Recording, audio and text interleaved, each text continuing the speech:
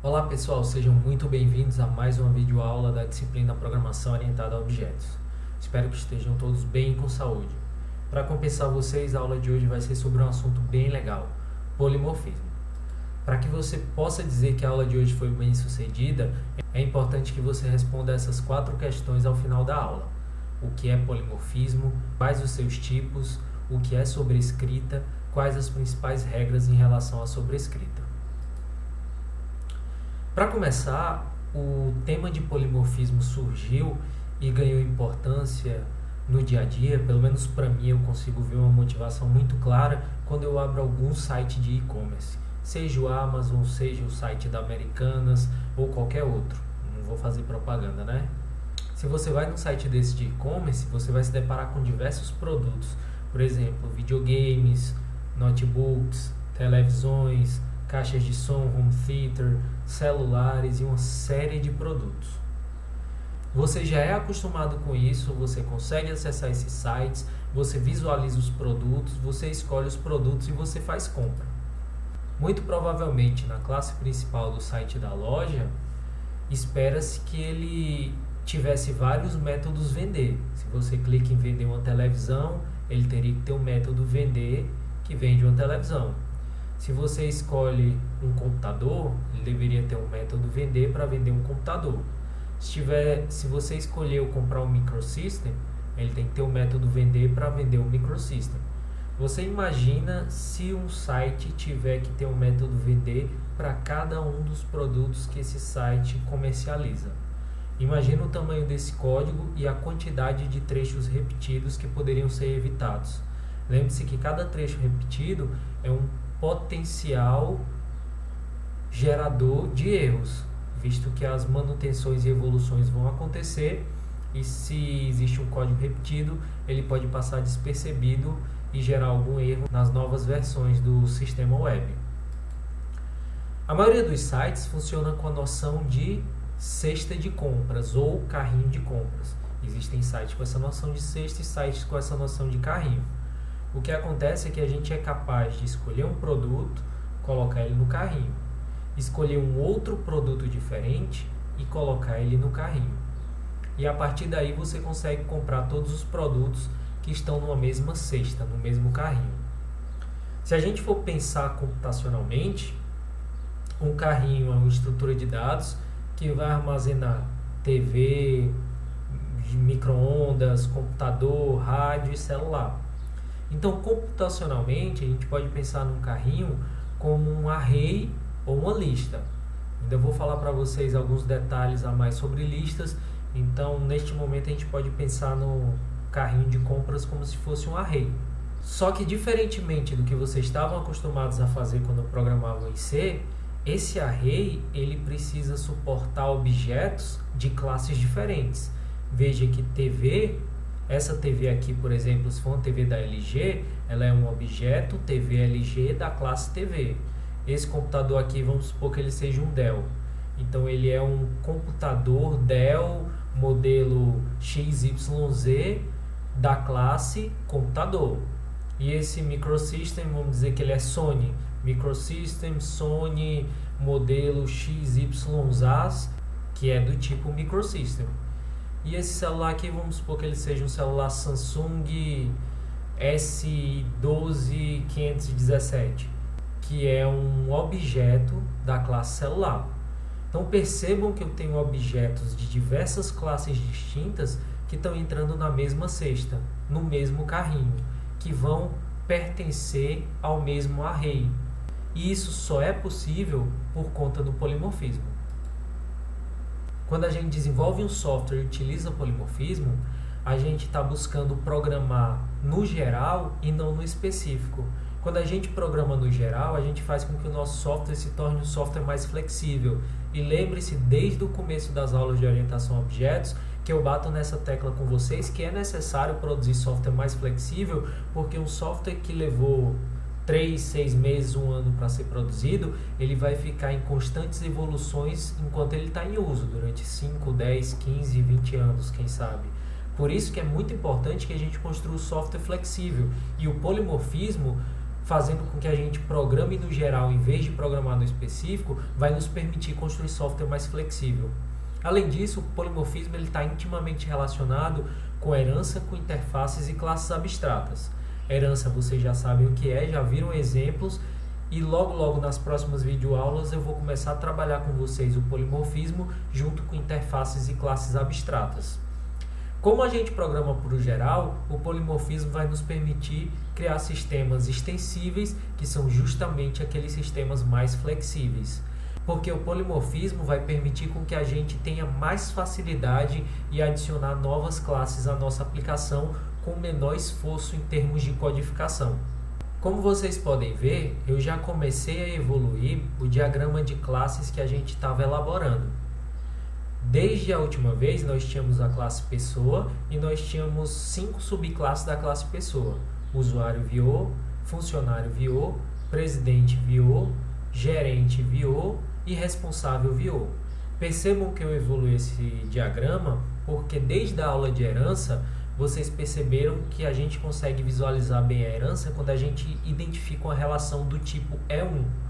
Até então, entendíamos que funcionário é uma pessoa, usuário é uma pessoa, presidente é uma pessoa, gerente é uma pessoa e responsável é uma pessoa. Mas ao mesmo tempo, responsável é um usuário, gerente é um usuário e presidente é um usuário. Funcionário não. Se vocês lembram, o funcionário ele vai existir no projeto, mas um funcionário do projeto ele não vai usar nosso sistema, ele não vai ser usuário. Já o responsável, o gerente e o presidente, eles serão usuários do nosso sistema. Então, como a gente pode usar a noção de E1 entre responsável, gerente, presidente e usuário, existe essa herança aqui, certo? Então, eles acabam herdando no terceiro grau de pessoa, terceiro grau porque gerente, a classe pai é usuário e a classe pai de usuário é pessoa. Então, indiretamente, eles também herdam de pessoa, mas a herança direta deles é com o usuário, certo? Até aqui tudo bem. Agora, imaginem o seguinte, pensem que eu vou precisar listar responsáveis, então eu preciso ter uma classe responsável BO, que vai acessar responsável VO, que vai usar responsável VO para retornar uma lista de responsáveis.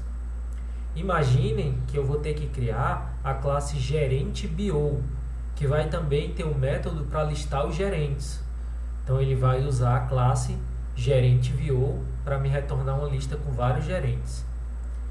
E eu tenho a classe também presidente BO, que também tem um método para listar os presidentes.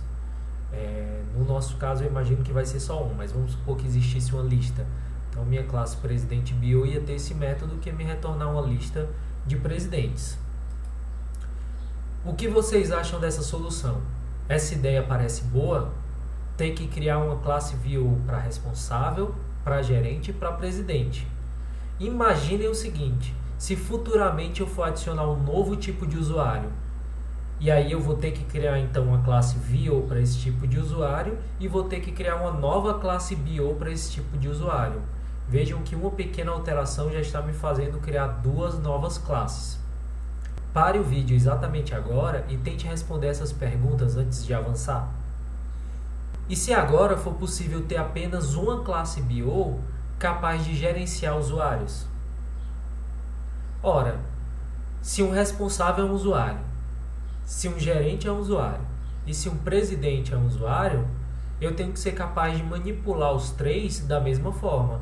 Tem que ser possível colocar os 3 numa mesma lista, ou array, no caso, e trabalhar retornando esse array do tipo usuário. Se é o tipo usuário, nesse array poderia ter, por exemplo, responsável, poderia ter gerente, ou poderia ter presidente VO. Essa solução seria muito mais inteligente. Até porque se eu precisasse evoluir o meu software e criar um novo tipo de usuário, eu criaria apenas mais uma classe VO e essa classe já seria automaticamente tratada por essa classe BO, que eu não mais chamaria de responsável BO. Agora eu trocaria esse nome e chamaria ela de usuário BO. E sendo usuário BO, ela seria capaz de gerenciar todas as classes que são também usuários. E para que eu consiga realizar isso e fazer esse meu sistema utilizando essa segunda forma, que é muito mais inteligente, mais simples e torna o software mais flexível, eu tenho que usar o polimorfismo, que é um termo que vem do grego e significa muitas formas. Sujeito que muda de forma, sujeito que apresenta diversas formas.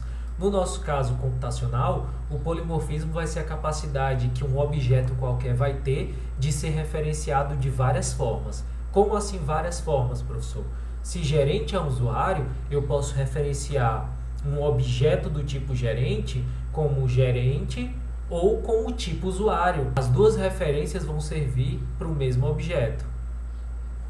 Se eu criar o objeto usuário G1, ele é da referência usuário, mas eu posso passar para ele um espaço de memória de gerente, por exemplo, porque gerente também é do tipo usuário.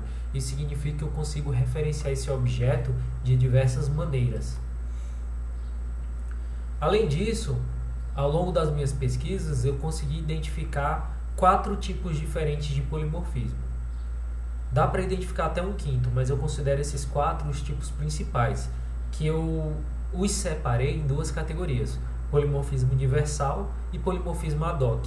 O polimorfismo universal são representados pela sobreposição, que é também conhecida como sobrescrita de métodos, que é o que eu vou mostrar para vocês mais adiante. Existe também o polimorfismo de inclusão, que é a representação mais clássica do polimorfismo e que está mais relacionada com a motivação que eu apresentei para vocês até agora. Existe também o polimorfismo paramétrico. E no polimorfismo chamado ad hoc, é a técnica que vocês já viram, que é a sobrecarga. Por exemplo, sobrecarga de métodos é um tipo também de polimorfismo, porque vão existir vários métodos com o mesmo nome, porém com formas diferentes. A forma, nesse caso, seria a implementação do método, o corpo do método. Em relação à sobreposição de métodos, que também é conhecida como sobrescrita de métodos, eu vou dizer que ela ocorre quando existe um método na classe pai com uma certa assinatura e existe esse mesmo método na classe filha com a mesma assinatura. A diferença vai ser que o método da classe filha vai ter um corpo diferente do método da classe pai. Mas, professor, por que isso poderia dar problema, sendo que um método está em uma classe e o outro método está na outra? Vejam que a classe filha herda todos os membros da classe pai, atributos e métodos. Em teoria, se você tentasse reescrever o mesmo método na classe filha, iria dizer que esse método já foi definido na classe pai e poderia dar erro. Só que o mecanismo de sobrescrita permite que a gente escreva esse mesmo método com a mesma assinatura, alterando apenas o corpo do método, ou seja, alterando o seu algoritmo. Isso não quer dizer que o método da classe pai vai deixar de existir. Ele continua existindo, só que a linguagem de programação, o Java, por exemplo, ele vai invocar primeiro o método da classe que você está invocando, que é o da classe filha. Ele vai buscar o método na classe filha. Então, sempre que você invoca um método de uma classe filha, ele vai procurar esse método na classe filha. Se ele não existir, aí sim ele busca esse método na classe pai. Mas se ele encontrar o método na classe filha, ele já executa automaticamente. Além disso, nada vai impedir que, além de ter um método na classe filha, a gente também utilize o método herdado da classe pai. Para isso, a gente vai utilizar uma palavra reservada chamada super, que é muito semelhante ao desse. Até o final dessa aula eu vou mostrar mais detalhes para você. A sobrescrita ela é necessária justamente porque alguns métodos da superclasse não são adequados para as subclasses. Por exemplo, o método toString de pessoa e funcionário. Eu vou declarar e vou implementar um método toString em pessoa_vo. Ele vai retornar as informações básicas de uma pessoa, como nome, CPF e e-mail, por exemplo. E eu tenho o método toString em funcionário. Além de informar o nome do funcionário, CPF e e-mail, seria importante que o método toString de funcionário retornasse também o projeto ao qual esse funcionário está vinculado. Então, o método toString de funcionário deve fornecer uma informação a mais. São métodos diferentes. É o mesmo nome, a mesma assinatura, porém implementações diferentes. De modo geral, a gente pode dizer que a sobrescrita, então, é a redefinição de métodos da superclasse na subclasse.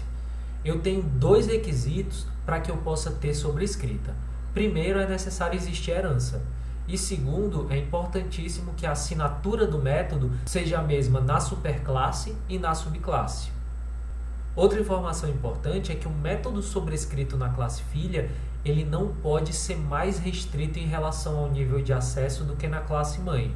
Se a classe mãe declarou o método como público e esse método vai ser sobrescrito na classe filha, obrigatoriamente esse método vai ter que ser público. Se na classe mãe esse método é protected, na classe filha ele deve ser protected ou pode ser public. Eu posso deixar ele mais acessível, mas nunca menos acessível dentro de uma classe filha. Vamos ver um pouco de código para vocês entenderem melhor. Observem aqui o meu pacote VO. Eu vou criar uma nova classe, pessoa VO, que já estava no nosso modelo, mas eu ainda não coloquei no código. Estava reservando para essa aula. Inclusive eu vou aproveitar e usar esse código na aula que vocês vão assistir daqui a pouco sobre herança. Pessoa VO vai ser mais um Java Bean. Então em pessoa VO eu posso declarar string nome, string CPF, string e-mail. Além disso, eu preciso declarar os meus métodos gets e sets.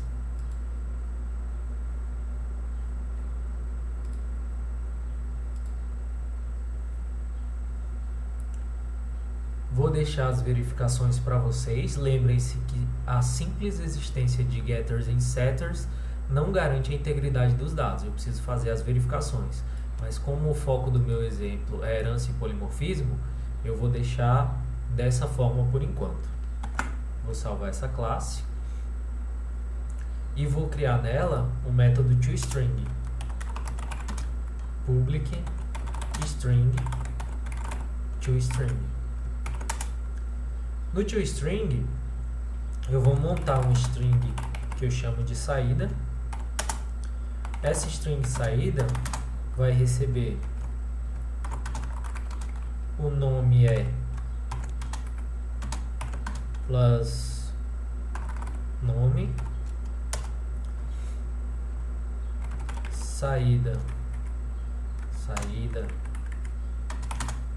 saída recebe saída mais barra n mais o CPF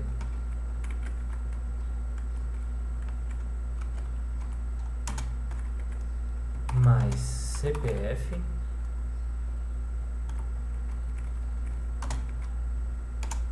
saída recebe saída mais barra n mais o e-mail esqueci dos dois pontos aqui, espaço mais e-mail. No fim eu retorno saída.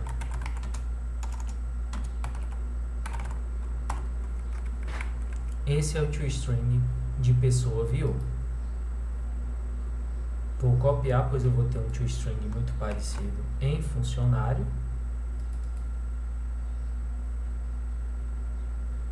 Vejam aqui que funcionário, agora ele não é funcionário VO. Primeiro que eu não preciso ter esses três atributos. Agora extends pessoa VO. Portanto, o funcionário já tem por padrão aqueles atributos, já tem os gets e sets, que eu não preciso ter aqui.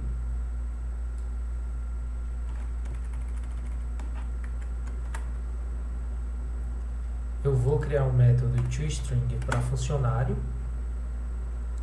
Eu quero me aproveitar desse método toString que já existe em pessoa. Então, ok, eu vou gerar uma saída.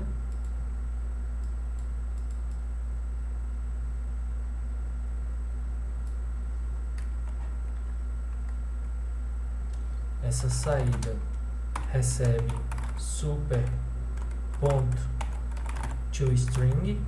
Isso significa que eu vou receber o resultado, a string do método toString da minha superclasse. E agora sim eu vou começar a trabalhar nela. Saída recebe saída mais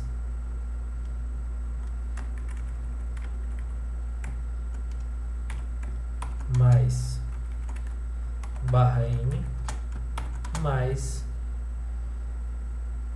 data de admissão, por exemplo, mais salário. O salário é espaço mais salário. E agora sim eu retorno esse novo valor de saída. Percebam que na minha hierarquia de classe existem dois métodos toString. O método toString de funcionário e o método toString da superclasse pessoa_VO, que é a superclasse de funcionário. Mas na hora que eu invocar o método toString, passando como parâmetro um objeto funcionário, ele vai automaticamente invocar esse método toString de funcionário. Vamos ver isso acontecer na prática. Eu vou criar aqui dentro de VO uma classe que eu vou chamar de VOTest.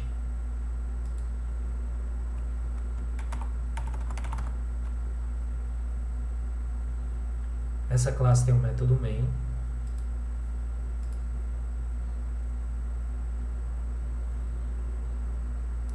Dentro desse método main, eu vou declarar dois objetos. Um objeto pessoa VO chamado PVO e um objeto pessoa VO chamado FVO. PVO vai receber new pessoa VO. FVO vai receber new funcionário VO.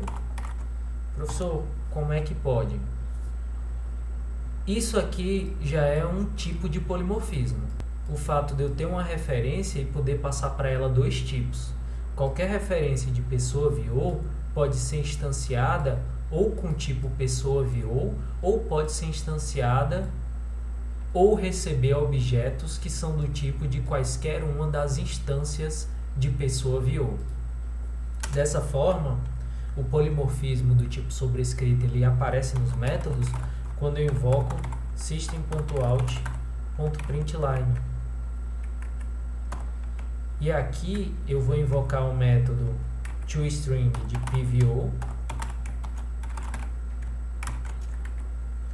Em seguida, eu vou dar outro system.out.println, invocando o método fvo.toString. Só corrigir esse out aqui de cima, salvar e vamos executar este exemplo. Para executar esse código Java que tem um método main no Eclipse, você pode clicar aqui na classe VOTest com o botão da direita, Run as Java Application. Ele vai rodar aqui no terminal. O nome é null, o CPF é null, o e-mail é null. Isso para o PVO. E em seguida, o nome é null, CPF é null, e-mail é null e salário é 0 para o FPVO. Professor, é verdade? Sim. Você pode até colocar dados aqui, ó. PVO.setNome. Esse é do tipo PVO. E vamos fazer FVO.setNome. Já este é do tipo FVO. Vamos salvar e rodar novamente. Antes de salvar, observe que eu preciso deixar a instanciação do objeto antes do uso do objeto, senão eu vou ter um null pointer exception. Agora sim eu salvo e executo run as Java application. Esse é do tipo PVO, vem até aqui, CPF e e-mail. Já esse é do tipo FVO, e aqui os dados dele. Então percebam que eu chamei o mesmo método, mas esse método tem um comportamento diferente dependendo da classe, da hierarquia de classes que eu estou invocando, certo? Isso é a sobrescrita de métodos. Esse método foi definido na superclasse e depois foi redefinido na subclasse. Na verdade, o método toString ele já está na hierarquia de classe há muito mais tempo. Esse método toString ele foi definido na classe Object. Por padrão de Java, sempre que você cria uma nova classe, ela extends de Object. Então, todas as classes em Java, elas já viriam com o método toString, mesmo que você não tivesse implementado. Vamos fazer esse teste.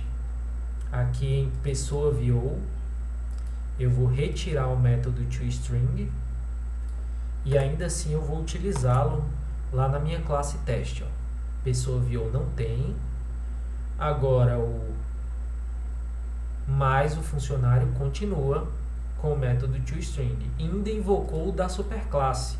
Ah, professor, mas a superclasse não tem mais porque a gente apagou.